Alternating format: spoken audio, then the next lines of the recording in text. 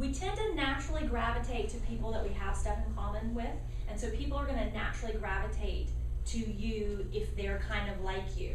So if we think about ourselves, our personal selves and our personal leadership piece of that, when we start looking at what's my strength, what's my weakness, we have to be careful that I don't just get, 4 people on my team who are all like me. We naturally would talk to each other at school. We would naturally kind of come together. We all want to be on the same grade level because all 4 of us sort of are the same.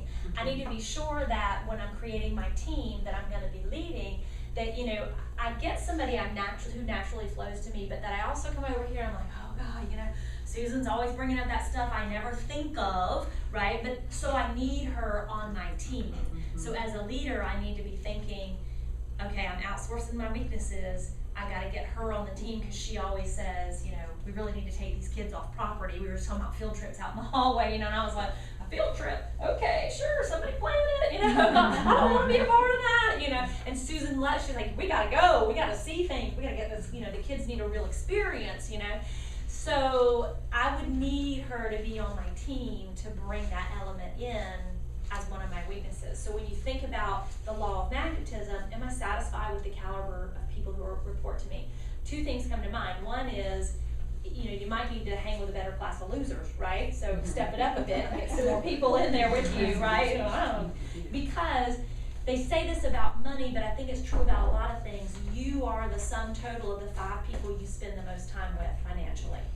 So if you spend the most time with 5 people who are incredibly in debt, who talk about lack of money, who think everything is blamed on the economy, or just the economy's down, so we're all gonna, we'll never be able to retire and that kind of stuff. If that's what your inner circle talks about all the time, that's what you think about all the time, and you are the sum of the 5 people you spend the most time with.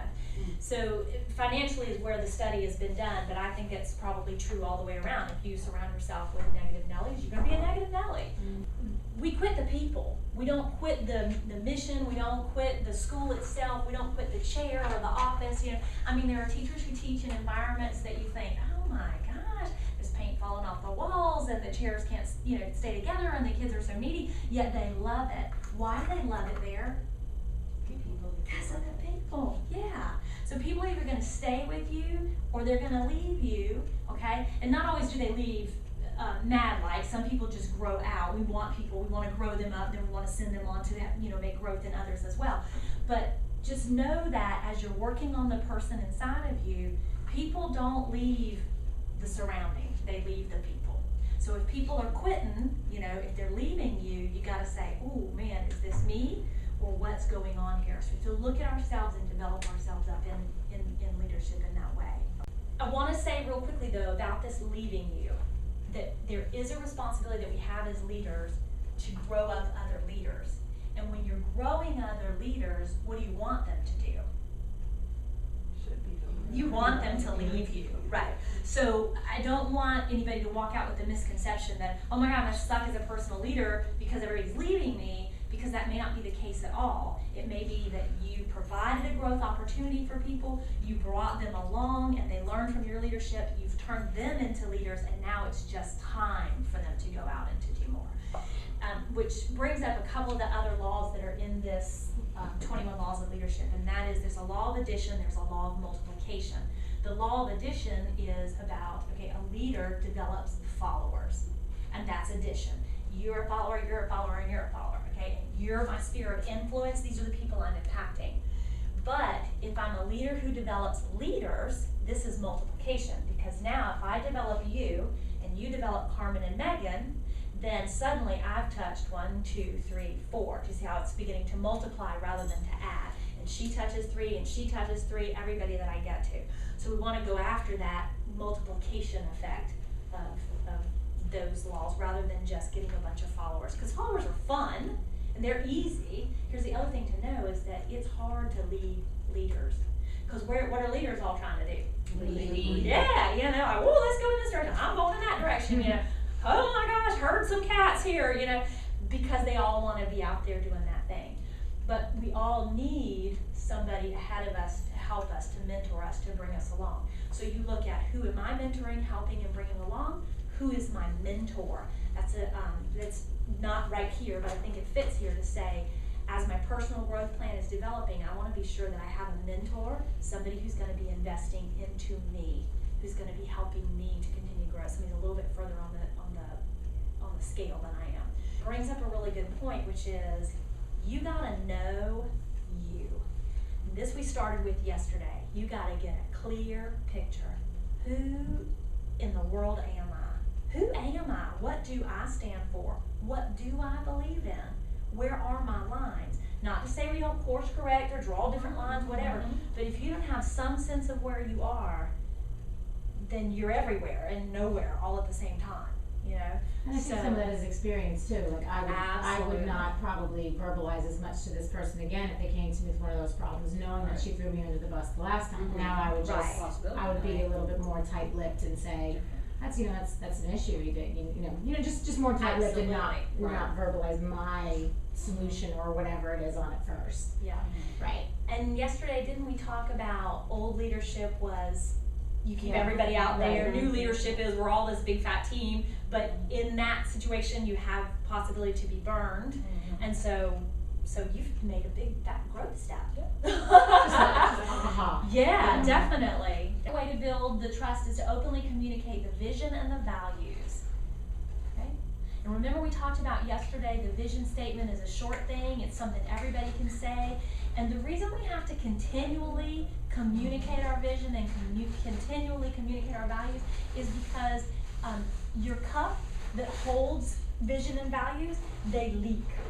And so I bring the pitcher around and I fill up Pat's cup and I tell her what the visions and the value are. I mean Mary Ann's cup, and I do Pat's, I do Penny's and Summer's.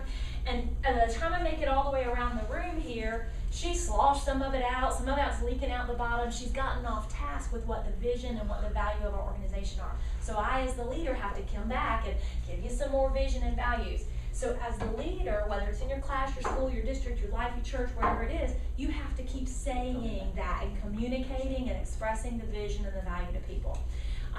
Years ago, when Matthew was little, we went through a class called Growing Kids God's Way, and one of the things that they talked about in the class was, do you have a sense of family and that it's good to be in the family? And so for a while, because I like to soak it all in and take it, oh yeah, that's what we. So for a while there, we'd do something or whatever it was, even rake the yard or go to get ice cream or something.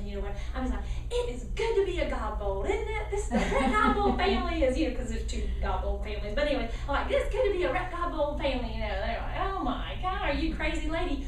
But you know what? We really have a sense of it is good to be one of the four of us. And I think that's because I just kept telling them that it was, whether they like it or not, it is. But so openly communicating that and just know that it leaks out of people. You can't, you get tired and frustrated, and then all that good vision is gone. So you as the leader keep telling them, I'm a leader. I'd like to move around. I want to learn new things. I need to be bringing up people who can fill my shoes. Because once my shoes are filled, then I go do something else. Because I'm on to the next task. Okay, so. But insecure people are like, I'm not going to tell you how to, set that up or change that diaper or whatever it takes, because then I won't have a job anymore. The other thing that's so not true about that is,